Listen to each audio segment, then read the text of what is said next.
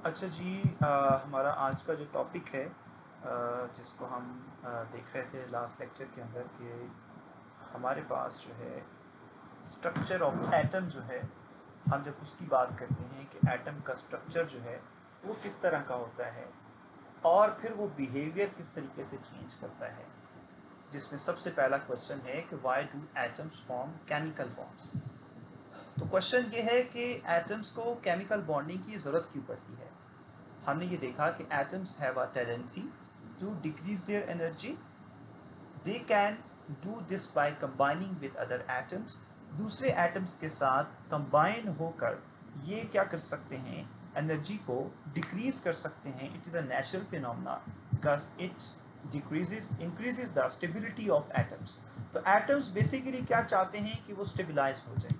तो स्टेबल होने के लिए बेसिकली वो क्या करते हैं, बॉन्डिंग करते हैं।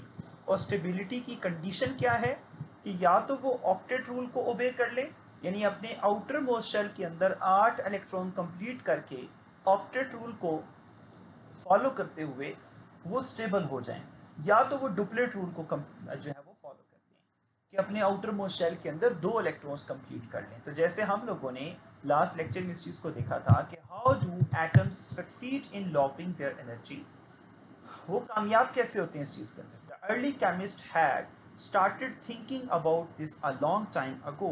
They finally succeeded to get an answer only when the noble gases helium, neon, argon, krypton were discovered.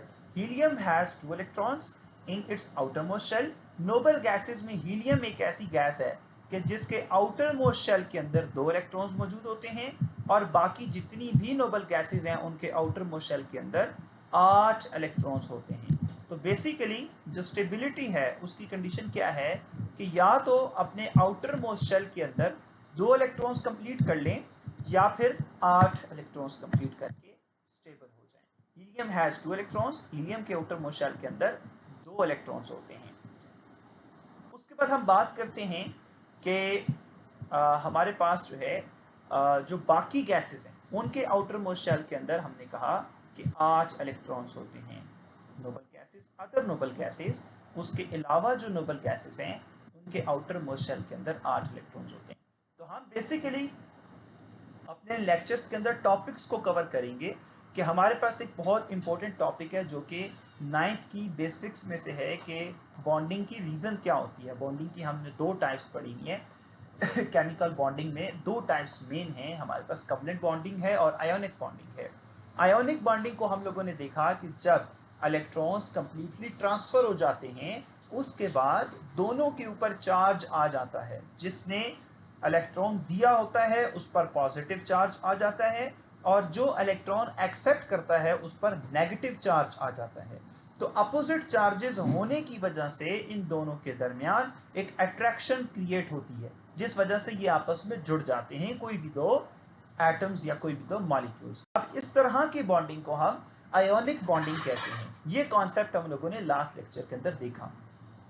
फिर हम बात करते हैं कवलेंट बॉन्डिंग की। तो कवलेंट बॉन्डिंग बेसिकली क्या होती है जिसमें कंप्लीट ट्रांसफर ऑफ इलेक्ट्रॉन नहीं होती, उसमें शेयरिंग ऑफ इलेक्ट्रॉन होती है कि दो एटम्स एक दूसरे के साथ इलेक्ट्रॉन्स शेयर करते हैं, और वो अगर एक एक इलेक्ट्रॉन शेयर करेंगे तो सिंगल कवलेंट बॉन्डिंग कहलाएगी। अगर दो दो इलेक्ट्रॉन्स शेयर करेंगे तो डबल कवलेंट बॉन्डिंग होगी, और तीन तीन करेंगे तो ट्रिपल कवलेंट बॉन्डिंग होगी। तो इस बॉन्डिंग में क्या हो रहा होता है कवलेंट बॉन्डिंग के अंदर कि आपका जो इलेक्ट्रॉन, जो एटम इलेक्ट्रॉन शेयर कर रहा है उसके आउटर मोस्ट शेल के ऊपर दूसरे जो एटम का न्यूक्लियस है वो अपनी अट्रैक्शन डाल देता है। जैसे सूरज अपना साया डाल देता है जमीन के ऊपर।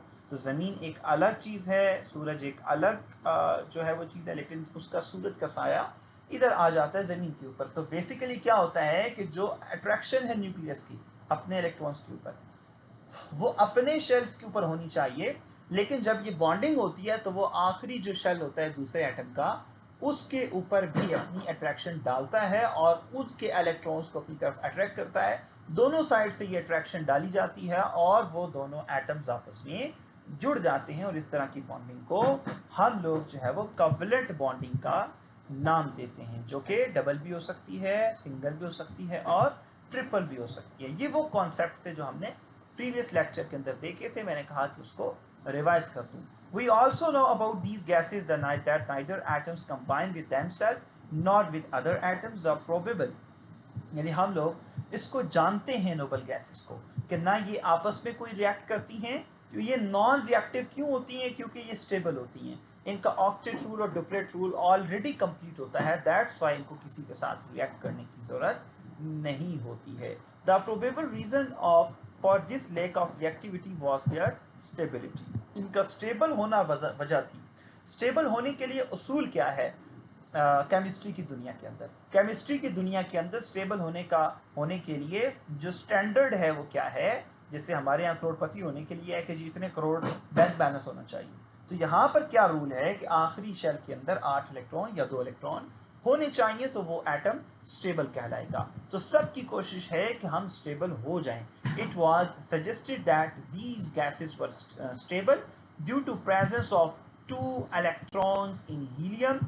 हीलियम के अंदर 2 electrons and 8 electrons in the outer most shell of the rest of the gases. This gave rise to the principle that having 2 electrons of helium and hydrogen which have only the first shell or electron, 8 electrons in the outermost shell, means stability and hence unreactivity.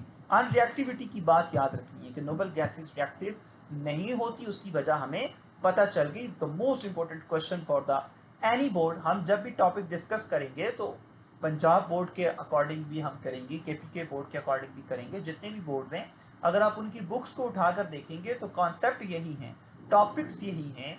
Title different है, उसके अंदर outline आगे पीछे है, लेकिन वापस आकर के अगर आप उसको मैच करोगे तो आपको पता चलेगा कि तकरीबन सेम सिलेबस है. चाहे फेडरल का बोर्ड, फेडरल की बुक्स उठा के देख लो, उसके अंदर कोई एज सच ज़्यादा डिफरेंस आपको नहीं मिलेगा. तो ये लेक्चर जो है वो किसी के लिए भी सुटेबल है. As well this principle was named as the duplet और octet rule.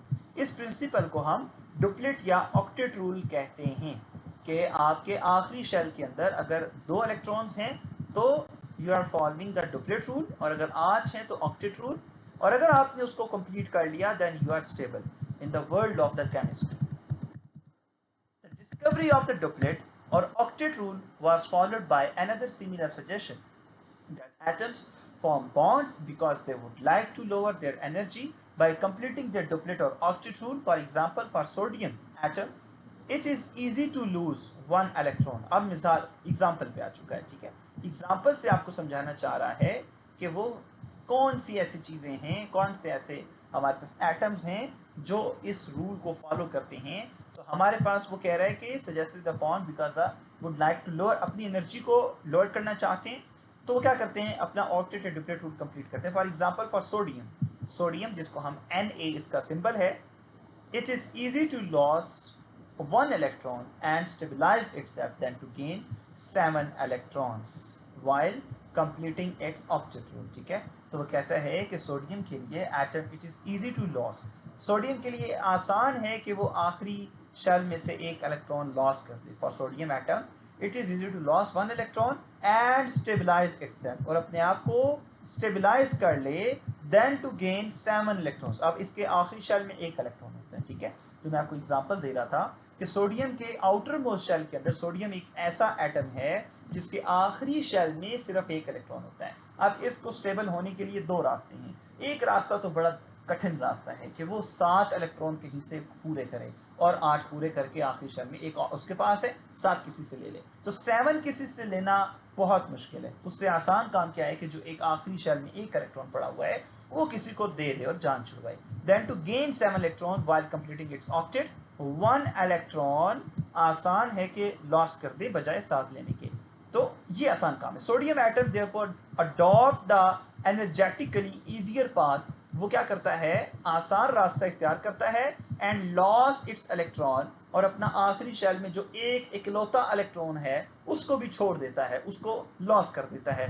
To form a bond in the same way it is energetically favourable for the hydrogen atom.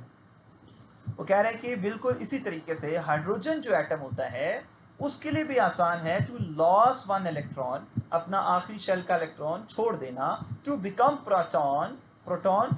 ठीक है, और the gain 1 electron to become hydride ion in latter case it completes its duplet. देखें हमारे पास जो है यहाँ पर अब हाइड्रोजन की एग्जांपल है। डुप्लेट लेने का तरीका क्या है कि ये वो एक इलेक्ट्रॉन ले ले, अगर तो हाइड्रोजन एक इलेक्ट्रॉन लेता, एक पहले मौजूद है, एक और ले ले, एक और ले लेगा तो भी स्टेबल हो जाएगा, क्योंकि हमने जो उसूल पढ़ा हुआ है कि दो इलेक्ट्रॉन भी अगर आखिरी शेल में आ जाते हैं तो देन यू आर स्टेबल, ठीक है, केमिस्ट्री के कानून के एतबार से। तो अब हाइड्रोजन के पास एक है, सोडियम के पास भी एक था, इसके पास भी एक हाइड्रोजन की हम सेकंड एग्जांपल पे आ चुके हैं। हाइड्रोजन के पास भी आखिरी शेल में एक इलेक्ट्रॉन है, इसके पास एक रास्ता ये है कि एक इलेक्ट्रॉन हासिल करे कहीं से और डुप्लेट रूल को ओबे कर ले। तो अब ये क्या बन जाएगा, one electron to become hydride ion, ठीक है। अब इस पर नेगेटिव चार्ज क्यों आया है, बिकॉज इसने इलेक्ट्रॉन गेन किया है, ठीक है। जो लेता है वो नेगेटिव होता है, जो देता है वो पॉजिटिव होता है, ये चीज आपने याद रखनी है। तो अब जब ये लॉस करेगा इलेक्ट्रॉन छोड़ देगा अपना, तो ये इस पर पॉजिटिव चार्ज आ जाएगा, ठीक है। तो इसको हम कैटाइन बोलते हैं। जब पॉजिटिव चार्ज आएगा, H प्लस ऊपर आ रहा है साइन, इसका मतलब ये कैटाइन है। आयन की दो टाइप्स होती हैं, जिन पर पॉजिटिव चार्ज होता है वो कैटाइन कहलाते हैं, और जिन पर नेगेटिव चार्ज होता है उनको हम एनाइन कहते हैं, ठीक है। In the letter case it completes its duplet, तो वो क्या करता है, अपना डुप्लेट भी कंप्लीट कर सकता है। उसकी चॉइस है, उसकी चॉइस है कि वो क्या करता है। चलें इसको मजीद हम एक्सप्लोर करते हैं कि हमें क्या कहा जा रहा है। अच्छा, अब हमें बात करता है कि alkali and alkaline earth metals are therefore expected to be electropositive metals which will form bonds with electronegative elements like oxygen and chlorine। कहता है कि alkali and alkaline earth metals यहाँ पर क्या हैं, expected to be electropositive metals, ठीक है। इनसे तवक्को की जाती है कि ये इलेक्ट्रोपॉजिटिव मेटल्स होंगे। इलेक्ट्रोपॉजिटिव वो होते हैं जो इलेक्ट्रॉन्स देते हैं, ठीक है, कि इनसे तवक्को की जाती है कि ये भी इलेक्ट्रॉन्स लॉस करेंगे। विल फॉर्म बॉन्ड, बॉन्ड बनाने के लिए देखें आपने जुड़ना है किसी के साथ, या देने वाले बन जाएं या लेने वाले बन जाएं, ठीक है। तो आपके पास ऑप्शन है। तो ये क्या करते हैं, ये प्रेफर करते हैं इलेक्ट्रॉन को कि ये इलेक्ट्रॉन दे दें। ये इलेक्ट्रॉन जब देते हैं तो ये पॉजिटिव चार्ज आ जाता है। जब आप पर चार्ज आ गया तो फिर आपके साथ जिसको आपने दिया था उस पर नेगेटिव आएगा ही आएगा, आप पर पॉजिटिव आएगा, तो आपस में जुड़ भी सकते हैं ये लोग, ठीक है। तो उनके पास तरीका आसान होता है कि वो क्या करें, इलेक्ट्रॉन्स को लॉस कर दें, ठीक है। तो अब इलेक्ट्रोपॉजिटिव होने का मतलब याद रखिएगा, पॉजिटिविटी ज्यादा होती है। इलेक्ट्रोपॉजिटिविटी का मतलब ये है कि इलेक्ट्रॉन्स को लॉस करने की सलाहियत ज्यादा होती है। Which will form bonds with electronegative element. Electronegative element कौन सा होता है जी, जिसके अंदर कैपेबिलिटी होती है इलेक्ट्रॉन को एक्सेप्ट करने की। जो इलेक्ट्रॉन को एक्सेप्ट करने की कैपेबिलिटी रखता है उसको इलेक्ट्रोनेगेटिव कहा जाता है, क्योंकि उस पर नेगेटिव चार्ज आने वाला है।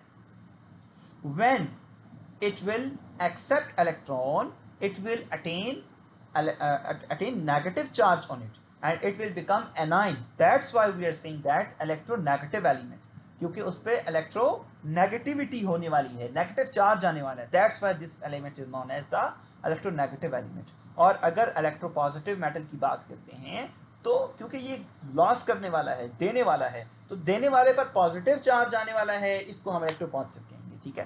तो लाइक अब क्या होगा, एक इलेक्ट्रोपॉजिटिव और इलेक्ट्रोनेगेटिव आपस में मिल जाएंगे। इलेक्ट्रोपॉजिटिव पर पॉजिटिव चार्ज, इलेक्ट्रोनेगेटिव पर नेगेटिव चार्ज आपस में मिल जाएंगे और बॉन्ड बन जाएगा, ठीक है।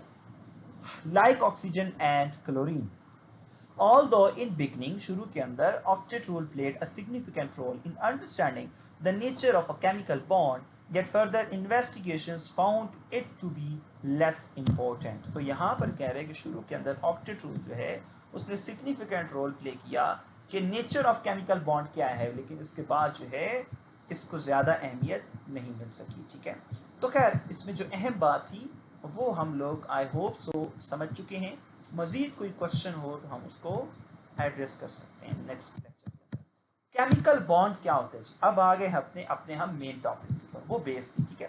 Chemical bond is a force of attraction. ये क्या है, एक अट्रैक्शन की ताकत है, एक खींचने की ताकत है। कौन खींचेगा, बिटवीन किन के दरमियान होगी, एटम्स के दरमियान, between atoms. The chemical bond is a force of attraction between atoms which hold them together, जो इनको इकट्ठा जोड़ के रखती है, in the form of a molecule or a compound। Molecule बन जाएगा या कंपाउंड बन जाएगा। आपने मॉलिक्यूल्स के बारे में बेसिकली पढ़ रखा होगा कि जब आपके पास डिफरेंट टाइप ऑफ एलिमेंट्स या सेम टाइप ऑफ एलिमेंट्स मिलते हैं तो मॉलिक्यूल बनता है, और जब मॉलिक्यूल्स आपस में मिलते हैं तो कंपाउंड बनता है। तो हमारे पास जो है यहाँ पर बात हो रही है कि मॉलिक्यूल बनेगा, टू फॉर्म मॉलिक्यूल।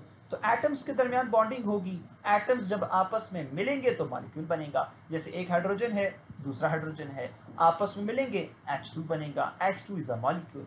ऑक्सीजन, एक ऑक्सीजन का एटम, दूसरा ऑक्सीजन का एटम आपस में मिलेंगे, O2 बनेगा, O2 इज अ, अब जैसे H2O की हम बात करते हैं तो H2 is an another molecule and O oxygen is an another atom. तो इनके दरमियान बॉन्डिंग हुई तो एक मॉलिक्यूल बन गया पानी का, वाटर का। तो अब ये क्या है, इसको हम अगर देखते हैं तो यहाँ पर बॉन्डिंग हुई है और बॉन्डिंग के नतीजे में मॉलिक्यूल बना है, ठीक है। तो मॉलिक्यूल और कंपाउंड का और एटम का जो डिफरेंस है, तो मोस्ट इंपॉर्टेंट डिफरेंस जो कि आपकी बेस का हिस्सा है, कि जब दो सेम टाइप के या डिफरेंट टाइप के एटम्स आपस में मिलेंगे तो क्या बन जाएगा, हमारे पास मॉलिक्यूल बन जाएगा। और मॉलिक्यूल हेटेरोटॉमिक, होमोटॉमिक, ठीक है, इसकी टाइप्स होती हैं। मजीद अगर आप इसको कहेंगे तो हम किसी लेक्चर के अंदर इसको डिस्कस भी कर लेंगे कि मॉलिक्यूल होमोटॉमिक कौन से होते हैं जिनमें एक तरह के एटम्स होते हैं, ठीक है। जैसे H2 की अगर मैं बात करता हूँ तो हाइड्रोजन जो है मॉलिक्यूल है, H2 इज अ मॉलिक्यूल, और इसके अंदर सेम टाइप ऑफ एटम्स हैं, दोनों हाइड्रोजन हैं, ठीक है। O2 की बात करता हूं तो दोनों ऑक्सीजन एटम से मिलकर बना है, तो ये होमोएटॉमिक है। अब अगर मैं H2O की बात करता हूं, ये भी एक मॉलिक्यूल है, बट यहां पर हाइड्रोजन और ऑक्सीजन दोनों मिले हैं, तो ये अलग तरह के एटम्स थे। तो इन अलग तरह के एटम्स के मिलने से एक मॉलिक्यूल बना है जिसको हम हेटेरोटॉमिक मॉलिक्यूल कहेंगे, जिसमें एक जैसे एटम्स ना मिले हुए हों, मुख्तलिफ तरह के एटम्स मिले हुए हों। फिर डायटोमिक मॉलिक्यूल होते हैं, पॉलीएटॉमिक मॉलिक्यूल होते हैं, डायटोमिक जिनमें दो एटम्स इकट्ठे होते हैं तो मॉलिक्यूल बनता है। तो अब हम आगे चलते हैं। When atoms of different substances approach each other, जब मुख्तलिफ सब्सटेंसेस के एटम्स एक दूसरे के करीब आते हैं तो क्या होता है, देयर आर टू पॉसिबिलिटीज, यहाँ पर दो मुमकिनात में से दो मुमकिन चीजें हैं, क्या, दे में अट्रैक्ट और रिपेल ईच अदर, या तो एक दूसरे को अट्रैक्ट करेंगे या एक दूसरे को रिपेल करेंगे। If the forces of attraction between them dominate the forces of repulsion, the energy of the system gets the, अब देखें हमारे पास यहाँ पर अगर अट्रैक्शन ज्यादा हुई तो एक दूसरे को अट्रैक्ट करेंगे, अगर रिपल्शन की फोर्सेस ज्यादा मौजूद हुई तो एक दूसरे को रिपेल करेंगे, ठीक है। And the result, the two atoms will react to form a new molecule. तो देखिए यहाँ पर एक चीज याद रखिएगा, they may attract or repel each other if the force of attraction between them dominate the force of repulsion. अगर attraction ज्यादा हुई, डोमिनेट का मतलब ये है कि जो अट्रैक्शन की फोर्स है वो अगर ज्यादा हुई, if the forces of attraction between them dominate, यानी अट्रैक्शन ज्यादा हुई as compare to repulsion, the energy of the system gets lowered, ठीक है, सिस्टम की एनर्जी क्या हो जाएगी, लोअर हो जाएगी, and as a result two atoms will react to form a new molecule. अब दोनों आपस में, अब एनर्जी लो हो गई, अब ये एक दूसरे से मिल जाएंगे। जब एनर्जी लो नहीं थी तो ये आपस में मिल नहीं सकते थे, आपस में बॉन्ड नहीं बना सकते थे। तो अब एनर्जी लो होने की वजह से अब इनमें वो एबिलिटी आ गई है कि एक दूसरे के साथ बॉन्ड बनाएंगे to form a new molecule. अब दोनों आपस में बॉन्डिंग करेंगे, जैसे H2 H से मिल जाए या O से मिल जाए, O2 बन जाएगा, ऑक्सीजन बन जाएगा। तो अब एक ऑक्सीजन मॉलिक्यूल होता है, अब H2 अगर ऑक्सीजन से मिल जाता है तो पानी का मॉलिक्यूल बन जाएगा। तो ये भी क्या है, बॉन्डिंग है, और इसके नतीजे में एक मॉलिक्यूल तश्कील पाता है। तो the two atoms simply move away from each other. तो अगर इनके दरमियान अट्रैक्शन की फोर्स कम हुई, रिपल्शन ज्यादा हुई, यानी दफा करने की, दूसरे को दूर धकेलने की फोर्स ज्यादा हुई, यानी सेम टाइप ऑफ चार्ज हुआ, तो एक दूसरे को दूर धकेल देंगे और एक दूसरे से दूर चले जाएंगे और आपस में बॉन्डिंग नहीं हो पाएगी। Types of bonds, ionic bond, covalent bond and coordinate covalent bond, हम इन तीनों टाइप्स को बड़ी डिटेल के अंदर डिस्कस करने वाले हैं। आयोनिक बॉन्ड क्या होता है, द केमिकल बॉन्ड, मैं शुरू में आपको इसकी बेसिक बता दी थी, जिस chemical bond is formed as the result of the tendency of atoms to lose or gain electrons, कि एक एटम के अंदर टेंडेंसी यानी उसके अंदर सलाहियत मौजूद है कि वो या तो लॉस कर सकता है या गेन कर सकता है, दोनों में से कोई भी सलाहियत अगर है तो आयोनिक बॉन्डिंग बन जाएगी, आयोनिक बॉन्डिंग हो जाएगी। ठीक है, कि आपके पास दो आप करीब आने वाले एटम्स, जैसे दो सितारे करीब आते हैं आसमान पर, तो अगर दो एटम्स करीब आए हैं और दोनों के पास या लॉस की एबिलिटी, एक के पास लॉस की एबिलिटी है, एक के पास अट्रैक्ट की एबिलिटी है, तो अब ये दोनों के दरमियान बॉन्डिंग हो पाएगी, जिसको हम आयोनिक बॉन्डिंग का नाम देते हैं। चूंकि हमने आयोनिक बॉन्डिंग के बारे में क्या पढ़ा कि after complete transfer of electron ये बॉन्डिंग होती है। और यहां पर क्या कहता है, अगर result of the tendency of atoms to lose or gain electrons or electrons to acquire the electronic configuration of the nearest noble gas, तो अब क्या करेंगे, नोबल गैस वाली सलाहियत अपने अंदर या उस जैसी प्रॉपर्टीज या कन्फिग्रेशन हासिल करने की कोशिश करेंगे। इलेक्ट्रॉनिक कन्फिग्रेशन, इसको हम आगे देखेंगे क्या होती है। ठीक है, this is a more stable electronic structure. चूंकि जो नोबल गैसेस का की इलेक्ट्रॉनिक कन्फिग्रेशन है वो मोस्ट स्टेबल इलेक्ट्रॉनिक कॉन्फ़िगरेशन है। कॉन्फ़िगरेशन की अगर मैं बात करूं, थोड़ा सा आपको मैं एग्जांपल में समझा दूं, तो जैसे आपने इमारत बनाई हुई होती है, आप कहते हो ना कि ये जो इनका घर बना हुआ है ये ज़्यादा अच्छा बना हुआ है, ये ज़्यादा अच्छा स्ट्रक्चर है। ठीक है, तो ज़्यादा स्ट्रक्चर क्यों है, उसके अंदर जो बेस बनी हुई है, जो चीज़ें हैं वो ज़्यादा अच्छी हैं, इसके गिरने के चांसेस कम हैं। तो इलेक्ट्रॉनिक कॉन्फ़िगरेशन एक तरह का बिल्डिंग का तरीकाकार होता है, बिल्डिंग का स्ट्रक्चर होता है कि जो नोबल गैसेस का स्ट्रक्चर है वो ज़्यादा अच्छा है। ठीक है, क्योंकि उनकी वो स्टेबल गैसेस हैं, तो उनको सब फॉलो कर रहे होते हैं। ठीक है, उनके पीछे होते हैं, सब उनको कॉपी करते हैं, because this is a more stable electronic structure. Noble gases का जो स्ट्रक्चर होता है वो ज्यादा स्टेबल होता है। Let us take the example of the formation of a simple and important compound sodium chloride. हम सोडियम क्लोराइड की मिसाल लेते हैं ताकि हम आयोनिक बॉन्डिंग को समझ पाएं। This compound is formed when the element sodium and chlorine react chemically. The electronic configuration of the elements are shown in the figure 3.1। हम इसको देख लेते हैं कि ये किस तरीके से बॉन्डिंग होती है। वेरी इंपॉर्टेंट क्वेश्चन कि यहाँ पर आपने एक चीज याद रखनी है कि हमारे पास कोई भी एटम होगा तो एटम्स के इर्द गिर्द एनर्जी लेवल्स होते हैं, जिसको मैंने शेल कहा था।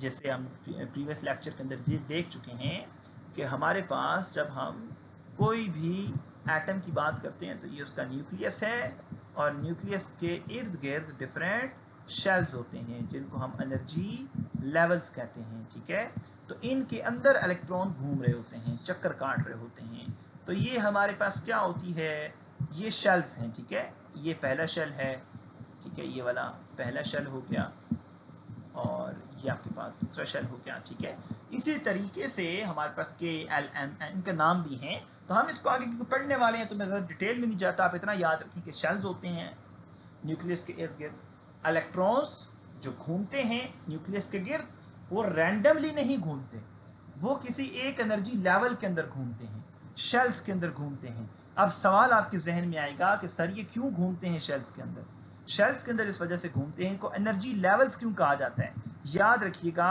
इस शेल के अंदर जो पहला शेल है जो न्यूक्लियस के ज्यादा करीब है, जो इलेक्ट्रॉन्स घूम रहे हैं उनकी एनर्जी सबसे कम है, क्योंकि वो न्यूक्लियस के करीब हैं और उन पर न्यूक्लियस ने अट्रैक्शन की हुई है। और करीब होने की वजह देखिए, जब आप रस्साकशी को देखते हैं एक टीम जब दूसरी टीम के करीब आ जाती है खींचने की वजह से, आप क्या कहते हैं, ये टीम कमजोर है, इसके पास एनर्जी कम थी तो ये खींची चली आई है दूसरी टीम की तरफ। तो अब न्यूक्लियस रस्साकशी कर रहा है, न्यूक्लियस क्या कर रहा है, खींच रहा है इलेक्ट्रॉन्स को। तो जब न्यूक्लियस इलेक्ट्रॉन्स को खींचता है तो रस्साकशी शुरू हो जाती है। अब जिन इलेक्ट्रॉन्स की एनर्जी कम होती है वो इस सबसे पहले वाले शेल के अंदर आके घूमने लग जाती है, और दूसरे शेल में कौन से इलेक्ट्रॉन घूमते हैं, वो इलेक्ट्रॉन जिनकी एनर्जी पहले वाले शेल्स के इलेक्ट्रॉन से ज्यादा होती है। अब जैसे जैसे समझ आ गया आपको, जैसे जैसे न्यूक्लियस से दूर जाएंगे तो जो आपको शेल्स मिलते जाएंगे उनकी एनर्जी बढ़ती चली जाएगी। तो जो सबसे आखिरी शेल के अंदर इलेक्ट्रॉन्स होते हैं उनकी एनर्जी सबसे ज्यादा होती है, उनके पास एनर्जी यानी ताकत सबसे ज्यादा होती है। ठीक है, इसी वजह से तो वो शेल छोड़ जाते हैं, यानी न्यूक्लियस की अट्रैक्शन के ऊपर जो जिस ताकत के साथ न्यूक्लियस उन इलेक्ट्रॉन्स को खींच के रखता है, जब उन इलेक्ट्रॉन्स को बाहर से कोई एनर्जी प्रोवाइड की जाती है, जो आखिरी शेल में है, ठीक है, उनको एनर्जी प्रोवाइड की जाती है, तो वो जो अट्रैक्शन होती है न्यूक्लियस की उनके ऊपर, आखिरी शेल में मौजूद इलेक्ट्रॉन्स के ऊपर, अब वो अट्रैक्शन कम हो जाती है अगर आप इतनी एनर्जी दें उनको, कि अब एनर्जी इतनी ज्यादा होगी कि इलेक्ट्रॉन ज्यादा पावरफुल हो गए, ठीक है। अब इलेक्ट्रॉन ज्यादा पावरफुल हो गए, अब इलेक्ट्रॉन्स शेल यानी रस्सी तोड़वा के भाग जाएंगे, क्योंकि उनकी ताकत रस्सी की ताकत से बढ़ चुकी है जिससे वो खींचे हुए थे।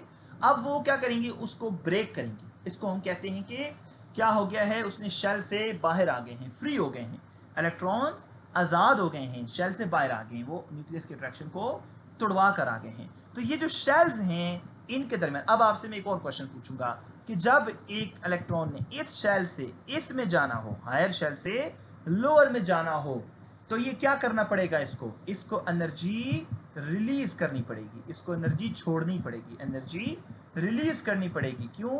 ताकि ये हायर शेल से लोअर शेल की तरफ जा सके। हायर शेल का मतलब कि उस शेल के अंदर या उस कतार के अंदर वो लोग खड़े थे जो ज्यादा ताकतवर थे। अब इसने छोटे वाली कतार में आया है, तो अब इसको एनर्जी रिलीज करनी पड़ेगी जो ज्यादा, चूंकि वहां पर अगर ये एनर्जी रखनी है तो इसको वहीं जाना पड़ेगा, ये इधर नहीं आ सकता। अगर इसको इधर आना है तो जो एक्स्ट्रा एनर्जी है वो उड़ा के आना पड़ेगा, रिलीज करके आना पड़ेगा। हाँ, अगर वो रिलीज कर दी है, ठीक है, अब इससे छोटे शेल में आ सकता है। लेकिन अगर एक इलेक्ट्रॉन ने छोटे शेल से बड़े शेल में जाना है, ठीक है, तो अब क्या करना पड़ेगा, अब इसके पास एनर्जी कम है, यहां पर वो हैं जिनकी एनर्जी थोड़ी है और यहां पर वो इलेक्ट्रॉन घूम रहे हैं जिनकी एनर्जी ज्यादा है।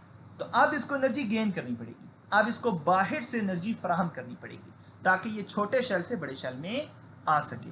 तो अब क्या होगा, एनर्जी बाहर से प्रोवाइड करनी पड़ेगी, एनर्जी बाहर से प्रोवाइड करनी पड़ेगी, ठीक है।